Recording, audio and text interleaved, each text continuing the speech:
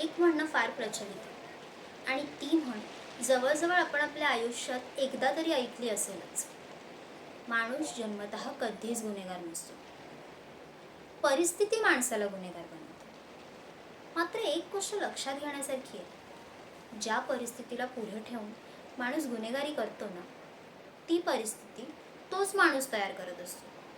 मात्र दोष कायम परिस्थितीला देतो. जगातील लोकशाहीचे माहेरघर मानणाऱ्या भारत देशात जितके कायदे आहेत ना, तितकेच कायदे तोडण्याचे मार्ग.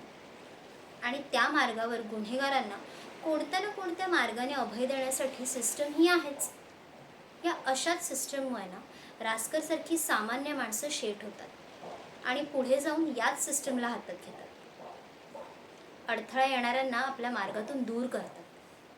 मला कळत नाही, या अशा माणसांना तरुण आपला आधारस्तंभ मानतात आणि चुकीचा आदर्श निर्माण करतात.